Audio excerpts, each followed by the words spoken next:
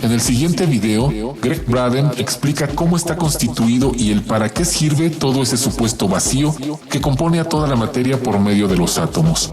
Ese vacío que la física cuántica ha llamado el campo. Un campo de energía consciente.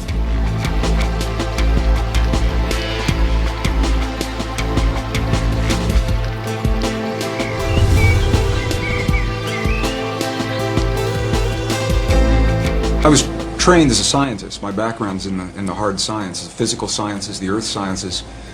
In the 60s and 70s, when I received that training, there was no room for the possibility of the kind of things that we're talking about now, the kinds of things that suggest that our inner world and our inner thoughts, feelings, emotions, beliefs in any way affect the world around us. And it was through direct experience what I began to understand was that this is the great secret that everyone knows except us in the West. Almost any other culture that we go to, from the monasteries in Egypt and in Tibet and India, into Bolivia and Peru, the indigenous traditions, little villages in the Andes Mountains, they all know that there is this experience that we can have inside of our bodies that affects our world in some way, and our science simply has not allowed for that historically. Well, I was trained as a scientist, and I was trained to look in the world around me for my answers. So I began to go to these places. I began to go into the monasteries, all the places that I mentioned.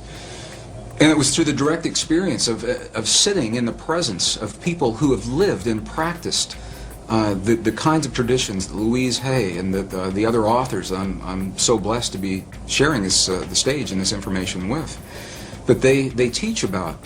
And what we begin to understand is that this is the place where science got it wrong. There are two places, two assumptions that science has made, modern science.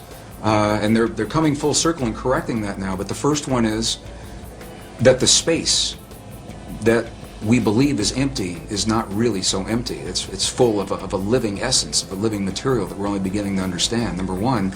And number two, the fact, and it is a fact now, that we may have experiences inside of our bodies that influence the world beyond our bodies through the conduit of what's in this space.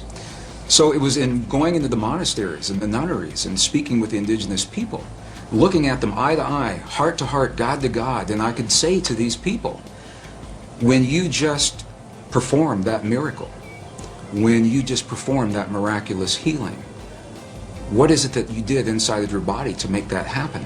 And if I didn't understand what they told me, I'd ask them again and again and again through the translators until I understood that they were creating an experience, producing an effect inside of their bodies that my science never told me was possible or existed.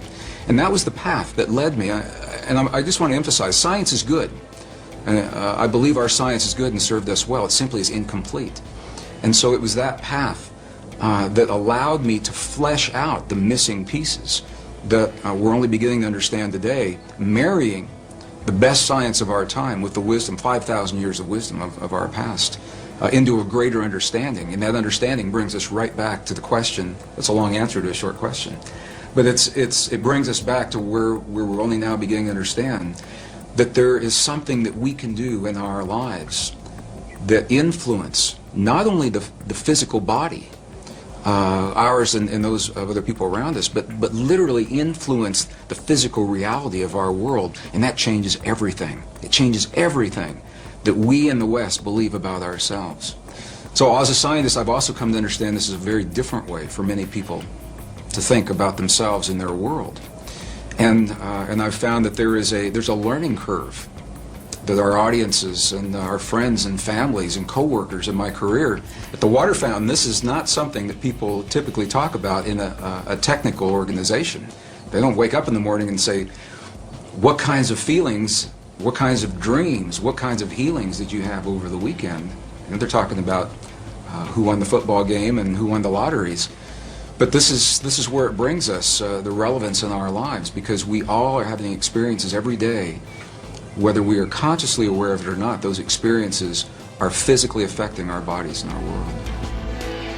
El sistema nos ha envuelto en una realidad de la que creemos no ser responsables de nada, y así hemos rechazado la responsabilidad sobre nuestra propia salud. ofreciéndola a corporaciones farmacéuticas que no hacen otra cosa más que mantener enferma a la población para generar enormes utilidades, siendo su única finalidad la de generar ganancias y no la de erradicar las enfermedades. La realidad es que esto no sería necesario si fuésemos conscientes de nuestro poder autocurativo. Es claro que para que existan las enfermedades, también debe haber una guerra biológica, suministrada a través de la alimentación. Por eso también es necesario crear conciencia sobre lo que estamos suministrando a nuestro valioso traje humano.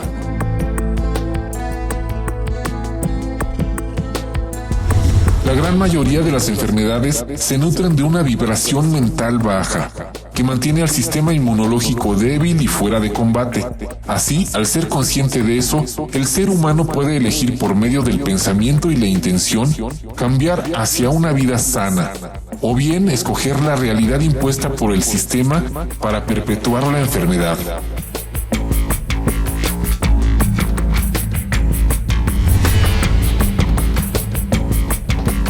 Beginning to understand only in the last years of the 20th and now the first years of the 21st century. It is now a scientific fact that the space between things is anything but empty.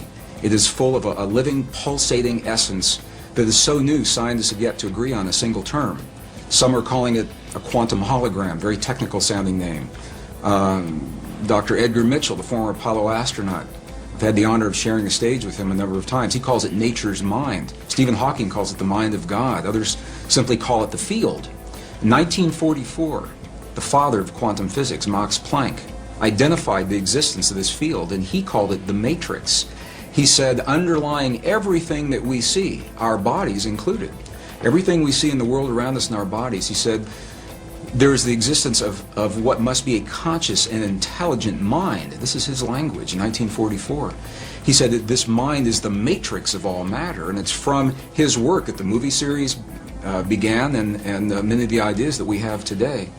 So what we know is this, is that we have the opportunity to influence that field in ways now that we're only beginning to understand. It's done through the human heart. It's not a thinking process. Thoughts are important. The ancients made a distinction between thoughts and feelings and emotions. And it's the feelings that are centered in our heart, what are called coherent, heart-based emotions. We know that when we feel a feeling of love, compassion, understanding, forgiveness, when we change the self-esteem, that there's an effect from that it changes the electrical and the magnetic fields in our heart, and that those fields literally change the stuff that our world is made of around our bodies. Our hearts are the strongest magnetic field in our bodies, and our hearts are the strongest electrical field in our bodies, much more so than the brain. While the brain does create those kinds of fields, the heart is many times stronger. And what the science now is showing is that when you can change the field that the atom is in, you change the atom, and we're made of those atoms. So when we have feelings in our hearts, we're changing the field that connects the stuff everything is made of, and we literally are altering our physical reality in ways that sound miraculous in Western science. But again, this is the great secret everyone knows except us, because Western science has only arrived at this understanding. You go to these ancient and indigenous traditions and cultures, it's where they begin. They begin with the understanding, sure, everything's connected, and sure, we're part of it. And then they take us one step further and they say, here, I'll show you. I'll show you how to create the effects in your body so that you can heal your body and you can heal the bodies of others. You can change your self-esteem and your body will mirror that change. It doesn't have to be a long, slow, drawn-out process. It can happen very, very quickly. It can happen in a matter of minutes. We have video documentation from medicineless hospitals in Beijing, China, for example, where they understand these practices and they've employed them for several thousand years. And we can look into the body of a living woman with a cancerous tumor that Western science says is inoperable. And then we can watch as three practitioners that understand the language of human emotion. They create the feeling in their bodies. They're not looking at that tumor as an illness. They see that woman as whole, healthy, vital, completely enabled, fully capacitated. And as they feel that feeling strongly among themselves, her physical body mirrors that. And we can see it through sonograms. We can see that tumor disappear in less than 3 minutes. And that's how quickly reality can change. And this is where the disconnect comes in with Western science. Because I've shared this information with scientists and medical doctors all over the world, and they say, wow, that's a miracle. We're going to have to come back and study this, and we will as soon as we find a cure for cancer, or as soon as we find the cure to cure on the mechanical level, what they see as a mechanical process. And what we now know is our physical body is the outpicturing, is the mirror of something that is not so physical. And this is where science now is only arriving. The 3 practitioners in the medicineless hospital in Beijing did not judge that cancerous tumor. They didn't judge it right, wrong, good, or bad. They said it's a quantum possibility, and there are many possibilities. Of course, this is just one. They said, now we're going to choose another one. But this is subtle and very, very different way of looking at things, because they acknowledge what is and invite a new possibility rather than having a charge on what is there and feeling that somehow we have to manipulate or cut out, in the case of a tumor, or change, hammer the physical reality into submission.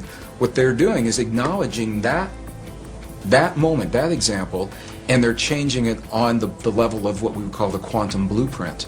They're feeling the feeling as if another possibility has occurred, and in doing so, allowing that possibility to replace the one that exists without judging the one that exists.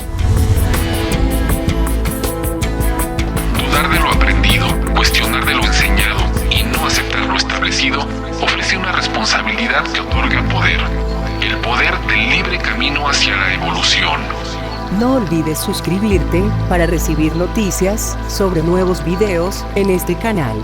Gracias por tu atención.